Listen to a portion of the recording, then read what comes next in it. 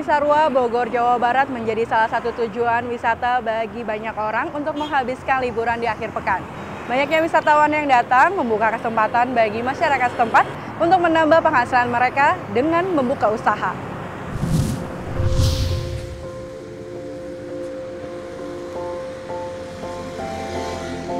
Cisarua merupakan kecamatan di wilayah Kabupaten Bogor, Jawa Barat. Luas wilayah Cisarua mencapai 6.373,62 hektar.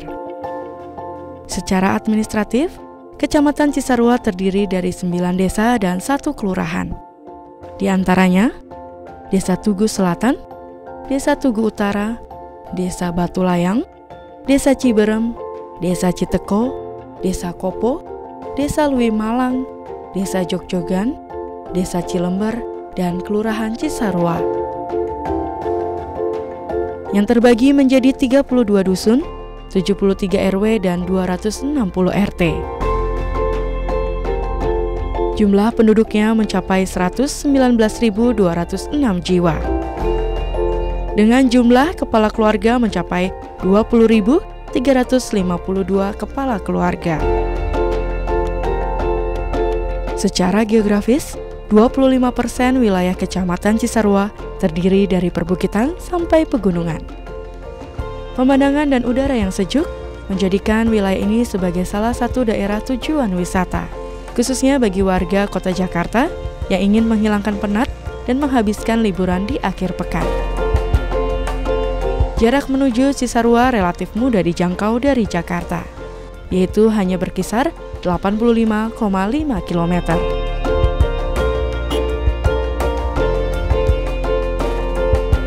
Ini berarti berkisar 2 hingga 3 jam, tergantung kepadatan lalu lintas. Bila di akhir pekan, jarak tempuh bisa mencapai 4 hingga 5 jam. Berkembangnya daerah wisata di wilayah ini berdampak pada keberlangsungan laju pertumbuhan ekonomi masyarakat sekitar. Mata pencaharian masyarakat Cisarua berada di sektor pertanian, dagang, maupun jasa. Adanya tempat wisata membuka lapangan pekerjaan non-formal bagi masyarakat lokal sebagai pedagang buah, pedagang souvenir, pengojek, dan penjaga villa.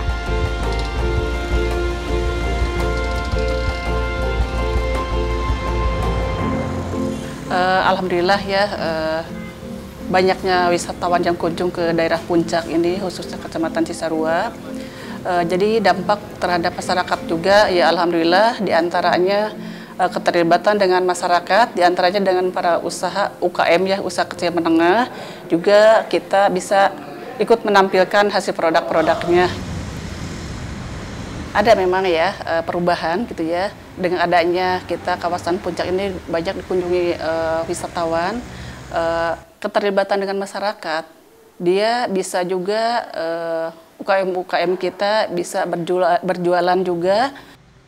Cuman dampak yang gambaran umumnya gitu ya, bisa dilihat dengan keadaan masyarakat sehingga bisa dia menciptakan kerajinan-kerajinan dan keahlian dia, sampai karena kita tidak hanya peningkatan perekonomiannya saja ya, tapi dampak dengan lingkungan juga gitu. Yang tercatat UKM di kami ada 170 yang tercatat gitu ya, ada juga yang dalam pendataan, sekarang lagi pendataan UKM untuk pembuatan IUMK gitu ya. Ya, izin usaha mikro dan izin usaha mikro dan kecil gitu. Pencatatan dan pendataan penting agar UKM dapat diatur sesuai Undang-Undang Nomor 20 Tahun 2008 tentang usaha mikro, kecil, dan menengah. Sementara izin usaha yang dimaksud mengikuti peraturan dalam Permendagri Nomor 83 Tahun 2014 tentang pedoman pemberian izin usaha mikro dan kecil. UKM yang terdiri dari ibu rumah tangga di Kampung Joglo, Desa Ciberem, Kecamatan Cisarua, Bogor, Jawa Barat ini adalah salah satunya. Mereka memanfaatkan peluang usaha dengan membuat olahan susu menjadi kerupuk. Kelompok Wanita Tani Bina Warga atau KWT Bina Warga berdiri sejak tahun 2011. Mereka membuat kerupuk susu sebagai salah satu jajanan khas di wilayah ini.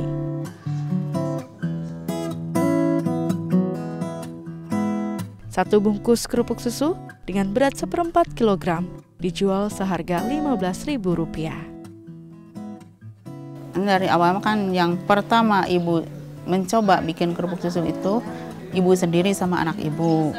Dari situ ibu ngajak teman-teman, mari kita belajar bikin kerupuk susu.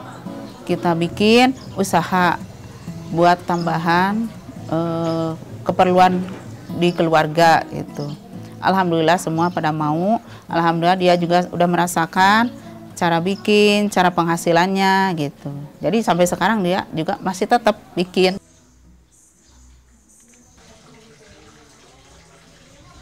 Kalau sekarang banyak perubahannya. Jadi ibu-ibu itu setiap hari punya kegiatan.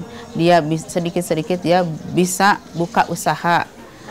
Walaupun pelan-pelan, walaupun enggak tiap hari dia jualnya, tapi tiap minggu itu dia pasti punya pendapatan dari hasil kerupuk itu. Jadi manfaatnya banyak sekali. Punya anak sekolah, bisa buat biaya anak sekolah juga, buat keperluan lain, buat keperluan rumah tangga. Titim adalah satu dari para ibu rumah tangga yang ikut membuat jajanan kerupuk susu. Penghasilan yang didapat ia gunakan sebagai tambahan biaya pendidikan bagi ketiga anaknya.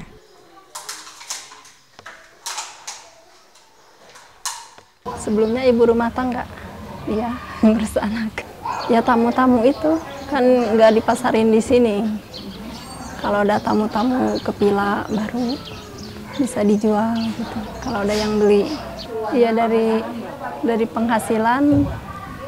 Ya kalau jualnya, kalau ada abri gitu, sebulan sekali dapat gitu. Berapa nominal? Paling 300-an, iya. Satu kali jual. Jadi ada kegiatan gitu, nambah-nambah penghasilan. Selain jajanan, warga juga berkreasi melalui usaha kerajinan tangan. Desa Cilember adalah salah satu desa di wilayah Kecamatan Cisarua, Bogor, Jawa Barat. Luasnya mencapai 200 hektar. Jumlah penduduknya berkisar lebih dari 9.000 jiwa dari 2.000 kepala keluarga. Di desa ini, mayoritas penduduknya bermata pencaharian sebagai petani, pedagang, atau pegawai di area taman wisata setempat.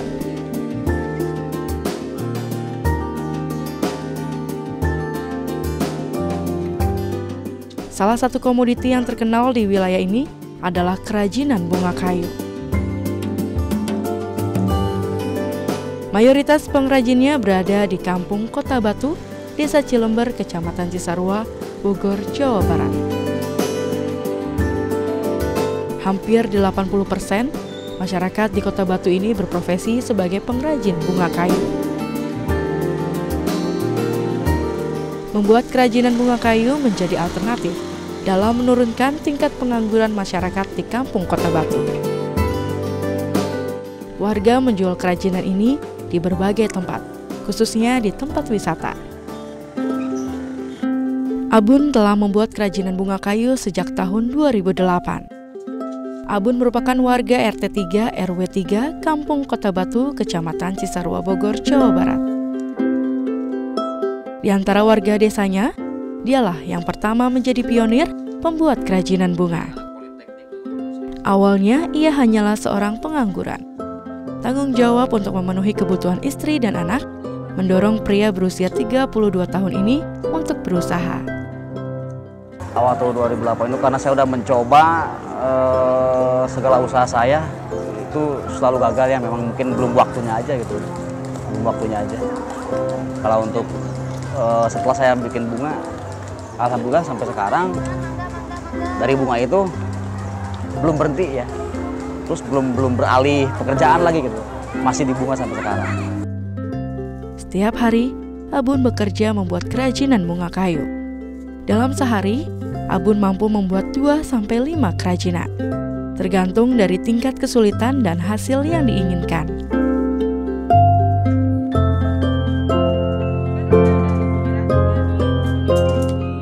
Untuk proses pembuatan ya, lamanya pembuatan itu kadang-kadang kalau misalkan ini ada dua ini, Ada yang abrak, ada yang bagus. Kalau yang bagus sudah pada tahu, memerlukan waktu. Paling-paling kalau yang bagus dapat 2-3 per hari itu. Kalau yang abrak kayak gini, paling sedikit itu 5 1 hari. Selain menerima pesanan pelanggan, Abun memasarkan kerajinan bunga kayu di tempat wisata yang berada dekat dari tempat tinggalnya. Kalau untuk yang bagus sampai 500.000 per pot ya. Yang minimal, kalau untuk yang di sini-sini yang turun ke matahari ini paling 100.000, 120.000. Saya orangnya udah berkeluarga ya. Yang jelas untuk menghidupkan keluarga aja itu sementara. Paling-paling sebenarnya kita pas-pasan banget ya. Pas-pasan tuh kadang-kadang kalau jualan tuh kan kadang-kadang dapat banyak lebih, kadang-kadang kurang gitu. Sekalipun kita kurang untuk yang lebih itu kita sisanya buat menutupi yang kurang itu. Kalau jualan seperti itu karena itu tadi kita tuh masih home industry ya. Terus dari pemerintah juga kita belum ada bantuan sampai saat ini gitu ya. Belum ada respon mungkin.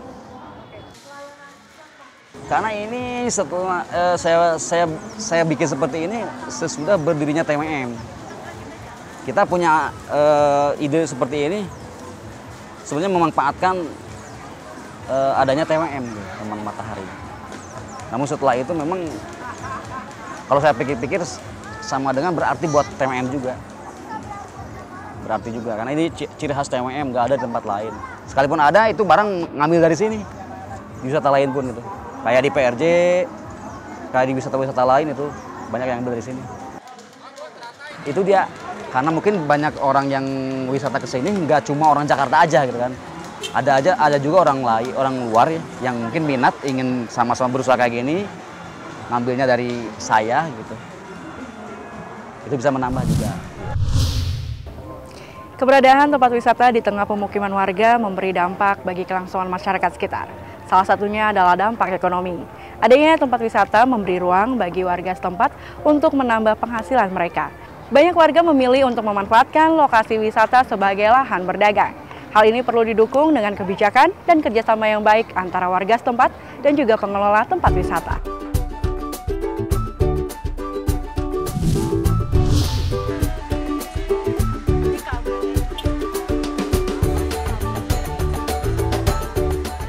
Taman Wisata Matahari terletak di kawasan Mega Mendung, Cisarua, Bogor, Jawa Barat. Letak taman wisata ini berada di antara 3 desa, yaitu Desa Lewi Malang, Desa Cilember, dan Desa Jogjogan. Luas Taman Wisata Matahari mencapai lebih dari 40 hektar. Pada hari biasa, pengunjung yang datang berkisar 2.000 hingga 5.000 pengunjung. Dan di akhir pekan, dapat mencapai sekitar 5.000 hingga 10.000 pengunjung. Sebagai tempat rekreasi, letak taman wisata yang berada dekat dengan perkampungan menjadikan taman wisata ini juga sebagai ladang pendapatan bagi masyarakat sekitar. Hari Darmawan, sebagai pendiri taman wisata, memanfaatkan potensial masyarakat untuk terlibat langsung dalam operasional dan pengembangan taman wisata. Sebetulnya tempat ini, ide saya itu mau memperdayakan desa, ya. Desa itu, desa jangan jadi desa miskin. Harus jadi desa kaya. Karena kita lihat potensi di sini, banyak masyarakat tidak bekerja. Ya, ibu-ibu, bapak-bapak, apa-apa. Jadi ide saya bikin taman wisata ini supaya bapaknya bisa kerja, banyak juga punya kehebatan bisa menjual. Bisa jual buah, bisa jual kembang, bisa jual apa saja mereka mau. Paling tidak ini bisa banyak membantu pengurangan pengangguran. Dulu kira-kira 7-8 tahun yang lalu di sini sangat rawan. Kalau TV seperti ini aja hilang. begitu tidak hati-hati hilang, diambil, dicuri. Tapi setelah tebeng ada, kita memperdayakan anak-anak, semua prioritas anak-anak yang di sini itu semua sudah keserap hampir 500 orang. Muda loh, muda-muda yang setiap bulan dia bisa dapat kerja apa saja, dia bisa dapat 1-2 juta.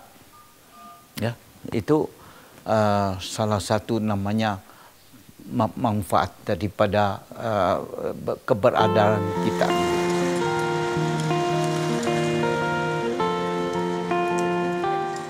%90 pegawai di taman wisata ini berasal dari masyarakat sekitar.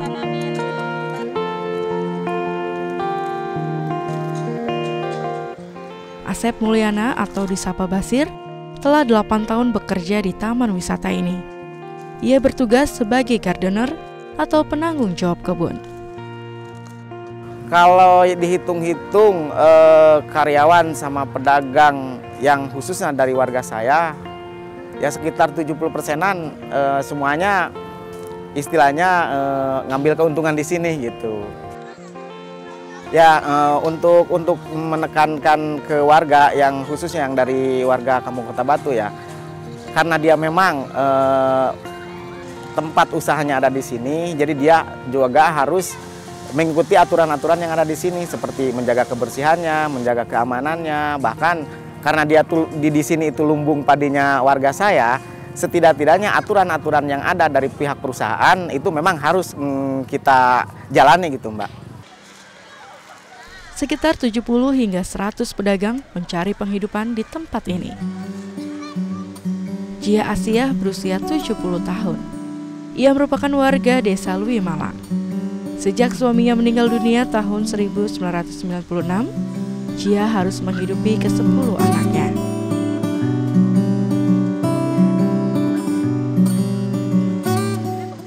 Sejak berdirinya taman wisata, Jia memilih untuk berjualan kopi keliling. Ia tidak harus pergi ke Jakarta untuk mencari biaya pendidikan bagi anak-anaknya. Di sini mah cuma jualan kopi, gitu kopi. Kalau dulu mah biasa jualan gorengan. Sekarang mah enggak, paling di rumah bisa sedikit. Kalau di sini gimana ramenya aja sih. Kalau rame mah kalau libur Sabtu Minggu tuh mendingan. Kadang-kadang ada gope, kadang-kadang 400 gimana ramenya aja sih. Kalau lagi sepi paling 200 cepet.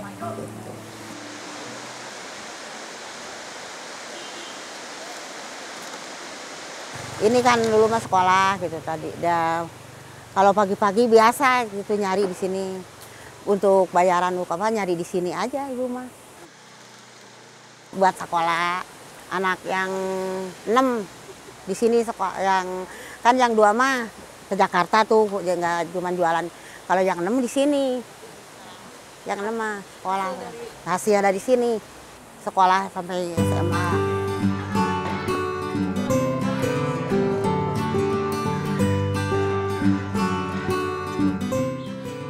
Selain membuka lapangan pekerjaan bagi warga sekitar, keberadaan taman wisata juga mendukung aktivitas dan pengembangan masyarakat di wilayah setempat.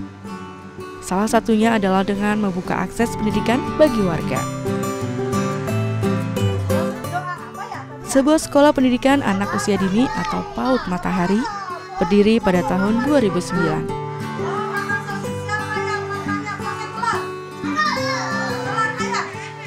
Letaknya berada di Desa Cilember. Jumlah murid di sini mencapai sekitar 75 anak. Anak-anak yang berada di desa ini dapat mengenyam pendidikan secara gratis. PAUD ini merupakan hasil sumbangsih dari pihak taman wisata bagi masyarakat setempat.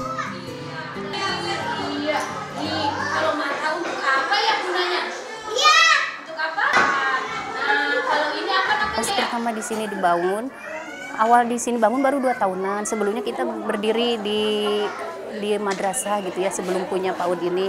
Kebetulan Bapak Hari Darmawan memberikan tempat dan sekaligus membangun ini. Jadi kami semua pindah di sini sekitar 2 tahunan. Kita sama-sama ya ngerjakan ini ya. Oke? Di sini banyak sekali kegunaannya bagi masyarakat sedaerah sini ya, khususnya yang mungkin kalau ke TK-TK kita memerlukan biaya yang cukup banyak. Cuman di sini kita semampunya orang tua nggak harus bayar segini, harus bayar nggak. Di sini bagi yang nggak mampu juga kita terima di sini. Alhamdulillah setelah ada tempat baru ini perubahannya lebih banyak. Di sini bisa mencapai murid lebih banyak. Kalau dulu di madrasah kan tempatnya terbatas, kita menerima murid juga terbatas juga. Kalau di sini kan cukup luas, jadi kita bisa menerima murid lebih dari 100 juga, kita masih tertampung di sini. Ayo, semuanya dulu. Jangan tidur terus mandi. Tidak lupa menggosok gigi. Habis mandi jangan tempat tidur. Siapa yang tadi pagi mandi pagi-pagi? Aku. Siapa habis mandi terus mandi? Ini namanya Kampung Cilember Komang Gede. Di sini banyak juga murid yang di luar kampung ini, sekitar ya setengahnya dari sini, mungkin itunya dari luar daerah ini.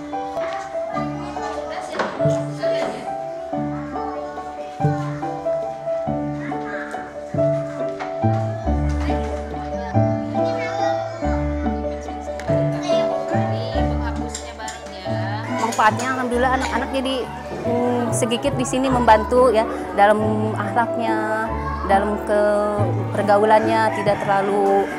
Jadi orang tua mempercayakan ke sini biar anak-anak tidak selalu main, tidak apa. Di sini kita didik dalam agamanya, dalam pendidikan belajar, cara bermainnya gitu, dalam pergaulan, cara menghargai sesama.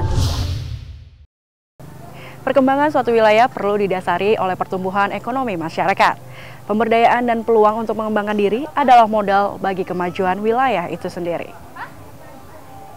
Sebuah kawasan yang terus bergerak produktif membutuhkan upaya membangun masyarakat di segala aspek, baik sosial maupun ekonomi, guna meningkatkan taraf hidup masyarakat yang lebih baik. Masyarakat memiliki peran dalam upaya mengembangkan wisata di suatu wilayah. Melalui potensi yang ada, masyarakat dapat menciptakan produktivitas kawasan wisata. Selain menumbuhkan pendapatan, peningkatan taraf hidup suatu wilayah mendorong adanya perubahan sosial di masyarakat. Tentunya, hal ini perlu didukung dengan pengelolaan dan kebijakan yang teratur, agar sebuah wilayah dapat tumbuh bersama dengan masyarakat menuju taraf hidup yang lebih baik.